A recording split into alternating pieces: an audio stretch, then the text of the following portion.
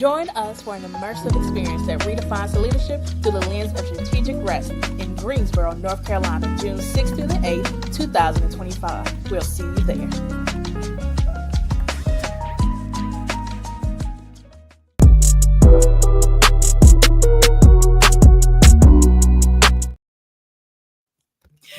Good morning, good morning, good morning. How are you, Dr. K? I'm good. The time has changed, which means a little bit more sunlight in the day. I've been watching basketball the last couple of days, so I'm in my happy place. Okay, basketball, happy place. First of all, I didn't even realize the time had changed until you said that to me just a second ago. Did we spring forward? Was that this weekend? Yes, spring forward, which means we lost an hour. Well, I guess quote unquote lost an hour of sleep, but No. I had no idea. So I guess all my clocks and stuff just did what they needed to do.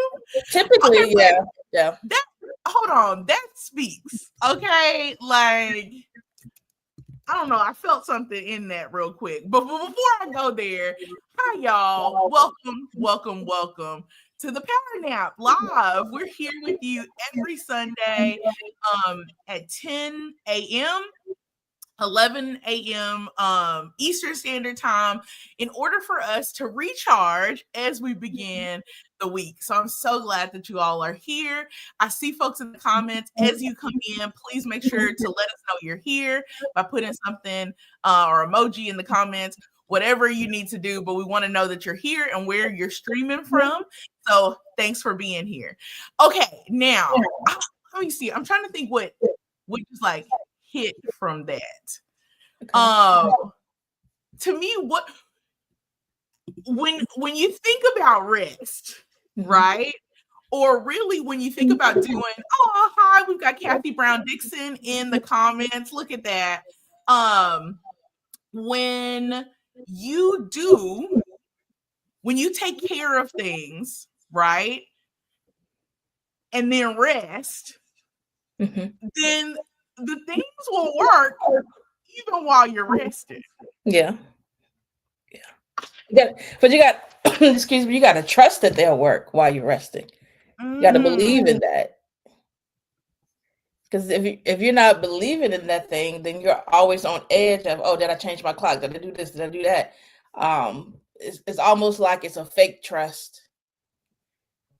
I trusted on paper per se, but not in action, not in totality of what it means to trust that while I'm sleeping, everything will work itself out. And I get to determine if it worked itself out for the good, the bad, or the indifferent from my life. Absolutely. And that also, remember, we talk about in the framework that there are pieces that kind of set you up for being able to kind of have that piece that you're looking for when you're experiencing rest, right? So if you do the NAP framework, if you nurture yourself, if you nurture the communities that you're a part of, right?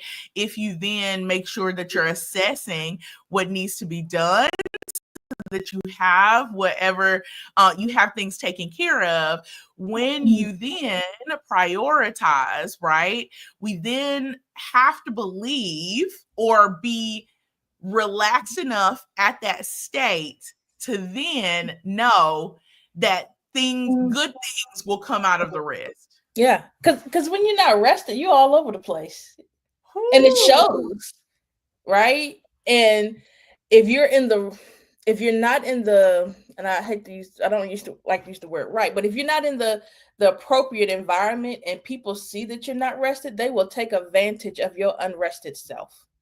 My goodness. For their own benefit, whatever that benefit is. And that's why, I say this almost every show, it's very important for you to be rested, to know what rest looks like for you, and to surround yourself with people that are rested and not unrested folks. Because unrested folks are looking for an outcome, right? Of I need this done. But rested people are all about an experience. Mm, So mm. it's the company you keep. It is. And here's the thing, one of the things that we don't talk about enough is that resting also, well, strategic rest requires accountability. Hmm. Hmm. Strategic rest does require accountability. So there's something like I've been watching this show because lots of people got me into it. I feel like I'm a little late on the draw, but that's okay. But you know, I love a good late on the draw show, right? Because I like to be able to watch my show. I need to be able to see the end. Okay. I need to see what the end gonna be like. I need to run on so I can know what is gonna happen in this show. And not feel like I can't like you know what I'm saying, see the resolve, right? Even if it's just the season end. Yeah. But so I've been watching Paradise. Have you watched Paradise at all? It's on Hulu. Mm-mm. I've seen it on my social media, but I haven't seen it. Okay, so essentially, and I'm not gonna do any spoilers because some people may be watching. Oh, yes. Some people may be watching. But anyway, it is a show, and essentially it's kind of like end of the world, right? Um, Okay. something essentially happens that kind of wipes like the world off the map, and ultimately people have decided to some people have decided to be safe, right? Okay, so in that, the end of the world comes ultimately, as it always does and always will, and at that moment some people ain't in the spaces that they supposed to be in, Mm. right? In order to experience the rest that they would have experienced. And that like hit me hard, right? Because sometimes we don't listen to the people around us who are telling us things. They may not say explicitly, hey, you need to rest. But Yeah. they may give us indications that we need to, right? They Yeah. may go, hey, are you sure you want to schedule that? Hey, I prefer for you to stay here with me. Hey, you look tired. They may not yell at you, you need to rest, but are we also listening as we create these communities? Because each week we come here and talk about the communities that we need to create around rest.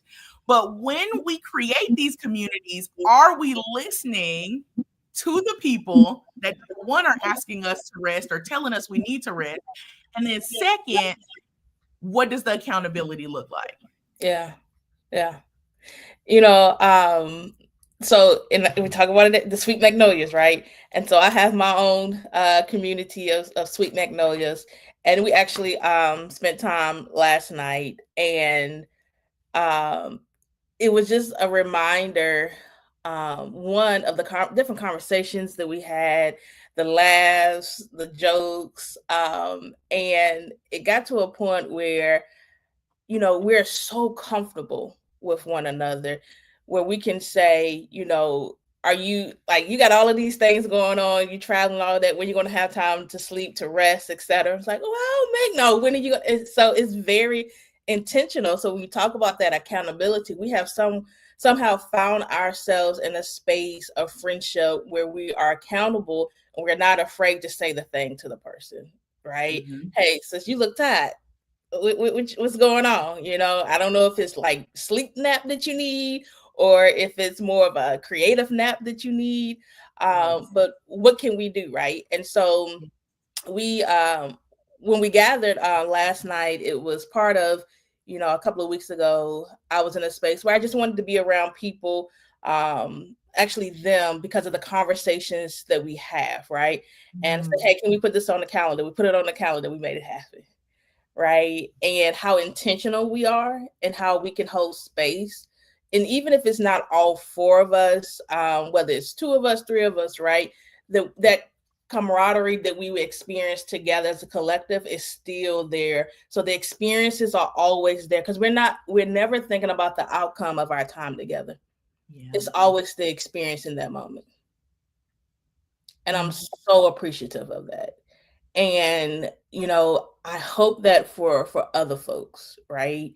Um, because when you're rested, you get clear on who needs to be around you at certain times of your life, who needs to be walking the path with you, when you're going to make certain decisions in life. And oftentimes, those people really are the folks that you have been, quote unquote, ghosting for a while. It's not always going to be family. It's not always going to be that best friend of 20 years, because every day you're shifting and changing. And there's a season that you're experiencing all the time. It's like a cycle. And many of us are taking the same people into the same season, expecting something different, even though we've tried to change the experience with the person and it never works. Absolutely. Because it also doesn't take into consideration that sometimes the people who have been solid with us for a long time also need the opportunity to rest. Yes.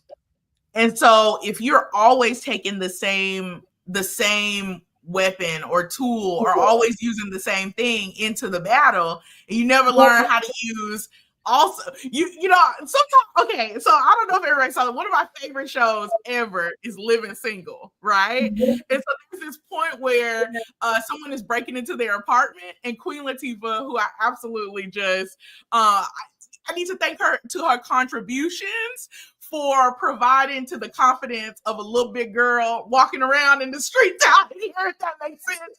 Because I knew I was cute because Khadijah had Scooter, okay?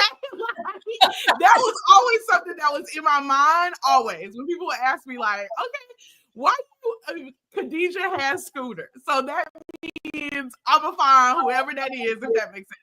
But whatever the case is, anyway, the girls are getting robbed and Living Single. And immediately after they hear the person break in, she jumps up and go, "Where my nunchucks? Right? And it is one of the funniest pieces. So even sometimes when I'm looking for something to my little sister or to people who know me really well, I go like, "Where my nunchucks? Where my nunchucks?" Right? And that's always where that comes from. But if we're always using just our nunchucks, right? I'm probably saying that in the most country way ever, which is okay. I'm a Southern girl. But if we're always only using that, does it create space for us to be sharp in other places? Right. Yeah. Yeah. Because different tools require different skill sets. Yes, different jobs too require different tools, right? Because some people are constantly using a hammer when it needs to be a screwdriver. Mm-hmm. Mm-hmm. And, I think about, and I want to say I said this in a workshop a while ago, but you continue to use the same tools that get rusted. Yes. And using rusted tools on a new experience is really insulting. And nasty work. Very nasty work. Like, yeah, like you could at least would have got cleaned it up or got some new ones, but people don't even do that because they're so comfortable that, hey, if it ain't broke, don't fix it, whatever the saying is. But sometimes just because you cannot see the crack doesn't mean the crack is not there. Ooh, now that's a word. That's something else. Just because you can't see it doesn't mean it's not there, right? And that to me is exactly why we're talking about people needing to rest, to experience strategic rest, right? We're not telling you that every moment of your life is going to feel that way, but again, like we started this out talking about, when you use the framework, when you lay down some good foundation around you, then you're able to make sure that you're able to enjoy strategic rest, and that also the things around you don't fall apart as you're either sharpening new tools or figuring out what tools you need for the job that you're doing. Yeah. Yeah. And I also want to emphasize that, rest is a lot of things and you get to determine what that is, right? And so we talk about different types of rest. And I think oftentimes when someone says rest, the first thing is, oh, you want me to go take a nap, go to sleep. Mm-hmm. Like, no, there's creative rest, there's social rest. And I think we talk a lot about social rest being in the right community with the right folks, mental rest, do you do mindfulness, meditation types of things. So exploring what rest means for you, right? And allowing that to be kind of like your superpower, right? You go into that space. So for me, sports is a space of rest. And being at the ACC tournament, watching some of the games these women play, and a lot of things are just coming full circle for me in terms of sports is the arena that I want to be in. Like if that's what I want to do. How do I combine all these things that God has allowed me to do up until this point to go back to my first love, which is sports, right? And so, finding, like, even as someone who, as a professor and reading dissertations, I found a way to link the intersection between reading a dissertation and providing feedback and coaching athletes in basketball. And so I found a way to combine that so that when I'm reading a dissertation, it's not as like, oh my gosh, I have to read 20 dissertations that are 50 pages each, whatever the case may be. I now have put a space of rest in terms of what sports means to me and how can I look at this from a sports space, right? And so I feel rested in it and not daunting in it, right? Or rushed in it. And I found that even the feedback that I give to students now is a lot more clear than what I have been in the past, right? You know exactly what I mean, because I'm thinking about, as someone who played basketball, who loves the game of basketball, when you're running plays, you have to let people know what it means, right? Even if the person has been on the bench the whole time and it's your time to shine, you need to still know what those plays mean, right? So you have to articulate it in a way that no matter who's coming up, that they understand it, right? And so as I think about, reading through dissertations and providing feedback, I want to make sure I'm speaking the same language to all of my students, regardless of what their titles are. And so I found a way to utilize rest even in the workplace. And what kind of stuck out to me is also that all of your experiences that you've had before have also met kind of like in such a beautiful place in order for you to do something that brings you rest. Mm-hmm. So yeah. So but however, here's the thing, that didn't just happen, right? You also had to go, oh, here are the pieces and the things that are working for me. How can I turn this into rest, right? By making, like, nurturing the spaces that you're in. Because listen, you sent me a photo and you wasn't just sitting at a game, okay? You was in the box. Okay. So let's not be coy here, okay? But absolutely, I'm so glad to see that something that you love is the thing that is bringing you rest. And that is what we are asking each of you to do this week, right? I know for sure, I always go like, here's your homework.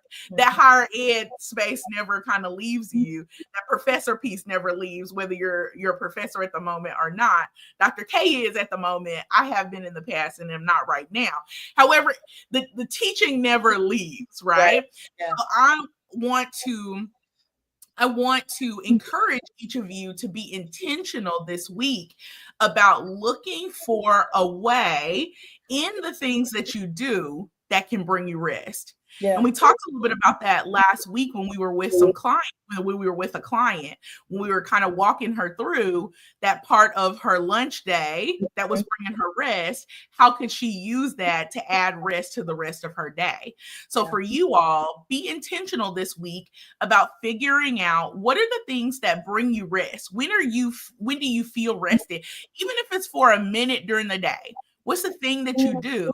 And then figure out how to sprinkle that feeling, not necessarily doing the exact same thing, but sprinkling that throughout the rest of your day in order for you to experience strategic rest. Yeah. And the other piece is, get your ticket for the Strategic Rest Summit, right? Yes. It's going to be an intimate space, right? Not a lot of tickets, not a lot of people, that's intentional, right? Coming together with some individuals that offer a different perspective, but there's one thing in common, is that you want to experience rest in a more strategic way. And so get your ticket today. There's the essential experience, and then there's the VIP experience. If you want to invest in yourself, you have to put some money towards it, right? And some action towards it. So definitely visit thestrategicrest.com. It has everything you need to know about the book as well as the summit. And we hope to see you in Greensboro, North Carolina in June 6th through the 8th, right? So that can, as you're preparing for that, because I know that everyone who's watching and who will watch and replay and et cetera is going to say, hey, I want to get a ticket because I want to hang out with these folks. Do that. And as you're continuing to watch the show, you get a insight of who we are, but also what you can possibly experience at the summit, right? And so take this opportunity to say, hey, I haven't been resting. I really don't know what this thing is. I've been watching the show. Now it's time for me to level it up and actually get with these people in person. So, because one of the things that I say is I didn't come to play. Too many people are playing in your face already. I'm not going to be one of them. And so you want an experience that is going to shift and transform how you show up in your own life for yourself that ultimately impacts those around you, then you want to be in the right community with the right spaces, right? And so definitely an invitation for you to get your ticket today. Tell a friend, spouse, whoever, come together because this is needed, especially in the times that we're living today, of how to take care of self in a very different way, a very bold way of experiencing life, right? And that is through strategic rest, not just because we wrote the book, but it's purpose work, right? This is purpose work. And so when you talk about intentionality and connecting the dots of how I work, every time something comes to me that's like a deja vu moment, I say, God, what did that come? Oh, now I understand why 5 years ago I did this, right? And so sometimes my dots take years to start connecting, but I always honor the moments, whether they seem indifferent, bad, or good to me. I always honor them because at some point, I've lived long enough to know at some point God is going to connect the dots if I just hold on just a little bit longer. Ooh, that hold on just a little bit longer hit hard, man. Because in that space, it's important for you to hold on a little bit longer.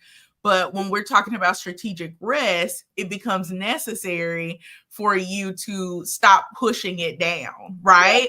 Because those dots will not connect themselves because that's a whole different situation, right? So even though the dots will ultimately become ones that you're able to see later, that's a whole different power, if that makes sense. You know what I'm saying? That's a whole different situation. So it's so interesting to me that when it comes to rest, when it comes to doing strategic rest, that it's not about pushing it and waiting. It's about figuring out how to infuse it into who you are and who you want to become. Whereas our rest can also come from waiting for the Lord to connect those dots for us. It's just so interesting how we live these, like, and people are so afraid to become something different because, well, what if people don't? I don't care what these people got going. I don't care who's out here trying to reject me and all these things, right? Because you're living your life, right? And if you're constantly living a life thinking about how people will perceive you, you're ultimately living the script that they've created for you that they didn't know they created for you. Like at some point, you have to make a decision and say, I want to live my life, right? And if people get upset with how I move, then that maybe that'll stir something up in them, right? Maybe I'll be a witness for them, right? That it can be done and I don't have to do it the way everybody else has done it, right? Everything in my life has not been quote unquote traditional in any way. And I make no apologies for it. I thank God for it because it's not traditional. It has put me in spaces where people want to learn or be around me to talk because, hey, you didn't do it the way that I did. So I need to figure out what you're doing differently because this ain't adding up, right? And that's a different conversation. But if everybody has done everything to get to whatever point you want the same way, what kind of conversations we having? Listen, and here's the thing. Here is the thing. In the moment when you need people to show up after you've done all this stuff for them, you may find yourself disappointed. I told you I've been watching Paradise, okay? And I've been learning all kind of, you know me, every time I watch something, I don't just watch it for cinematic adventure. I also watch it to glean life lessons or to think about something in a different way. And one of the pieces, again, to not do any spoilers, or if you feel like this is a spoiler, you might want to hit mute or whatever the case is. But we all know in that show, End of the World, as they know it in that universe, in their universe, is coming to an end, right? Okay. So when that happens, this place of refuge was only for a certain number of people. Okay. So there were people in this scenario that were caught off guard by the fact that when it came time to save people, that even though they had dedicated their lives to specific people, right? Or thought that they were best friends or thought that they were whatever, when it came time for them to choose who was gonna go, they weren't on the list. They had to stand there and go, I had your back this whole time. Like, even if not me, take one of my people. And the folks had to, at that point, because they were preparing for rest, they were doing their work, right? And even though these people didn't necessarily know all of it would go down, sometimes we are working hard for people that are, number one, experiencing rest or preparing to experience rest. And then when they go to somewhere that will keep them safe, to reinforce all the things that they need in order to feel safe and warm and strategically rested, they will not be taking you with them. Because strategic rest is your work. Yeah. Because who wants to? Because if you're doing all the work and I'm rested and doing my part, whatever, when it comes time to move, I don't want to be around people that's always working. Wait a minute. Like, at some point, we got to wake up, like truly wake up and see what's in front of us and see the hidden agendas that are out there, folks, right? Yep. You know, and I always tell folks, I'm the same person, whether I'm a professor, whether I'm a speaker, whether I'm just kicking it with you at your party, or well, not party, because I don't really do parties. Your kickback was like 4 or 5 of us, whatever. I'm the same person. My agenda is the same, to have an experience. And when I'm ready to go, I'm leaving. Yes. Some folks have hidden agendas, whatever they may be, right? Everybody has an agenda. The question is it hidden or is it public? And if you're not bold enough to make your agenda public, then that says a lot about you. Even if your agenda is, Dr. Kate, I just want to come to space to learn because I want to, get into the space of X, Y, and Z. And I know you know X, I know you know whoever. And I'm like, oh, well, great. Well, let's talk about it. Versus you coming in like, oh, we see you around. Yeah. Next thing, I know is, oh, somebody spoke your name. Like, who is that? Well, they say they met you at this event. I was like, hidden agendas. Don't come to me with hidden agendas. I will read it for filth. And I don't mind. And as we wrap up, folks don't have to stop mistaking proximity to something, to an experience being their experience. People are going to have to stop mistaking proximity to an experience for being their own personal experience. Because you may be around someone who is rested, right? But that does not make you rested. You may be around someone that you benefit from the wealth that they have or from the connections that they have uncovered, but those are not your connections. That is not your money. Okay. And just because you have experienced it because of proximity does not mean it is your own. And at any moment that can be taken from you when it is not your own.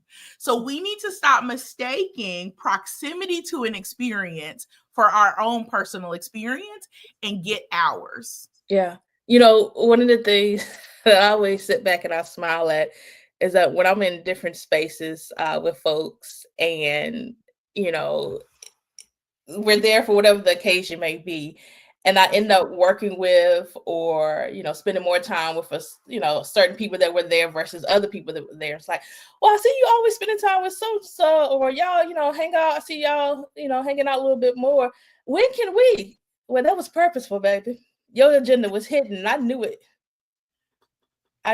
So our work requires payment now versus the other folks. They were clear. Hey, I want to be better in this. What does that look like working with you? Hey, okay, let's make it happen versus, the other aspects. So I've been in those spaces, and it's a level of toxicness, right?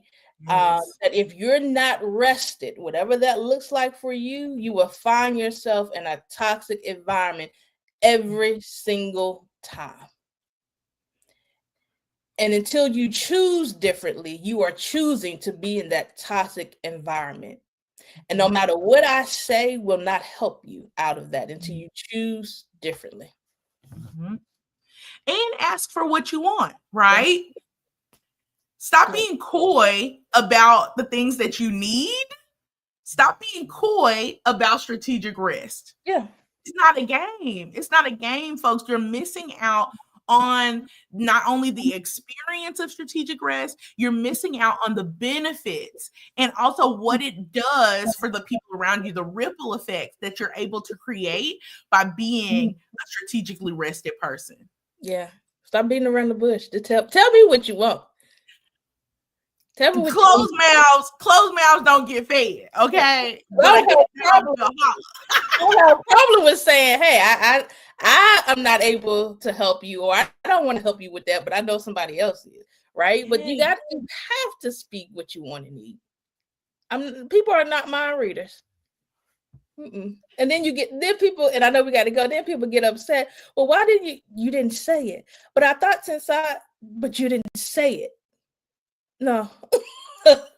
No, trying to decipher a code that you created and never taught anybody, that ain't my job. It's not my ministry. It's not my ministry.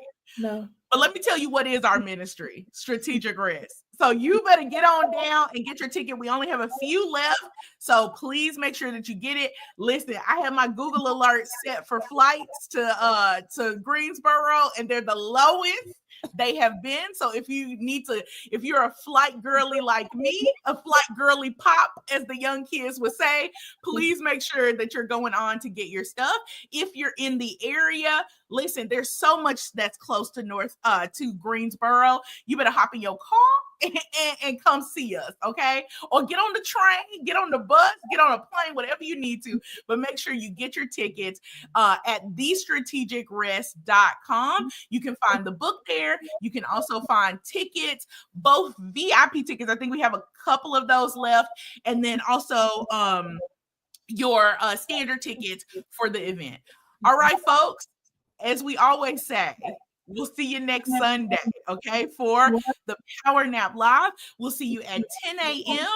on YouTube. If you have not subscribed to our channel yet, please, please, please make sure you go and subscribe to the channel, because in a few months, we'll only exclusively be over there on YouTube. So we do not want you to miss out. Thanks for our OGs who are always here in the building, listening every Sunday. And with that, we'll see you guys next Sunday, 10 a.m. Central Standard Time, 11 a.m. Eastern. Bye, Dr. K. Bye. Good decisions, y'all, and be strategically rested. Bye. Join us for an immersive experience that redefines leadership through the lens of strategic rest in Greensboro, North Carolina, June 6th through the 8th, 2025. We'll see you there.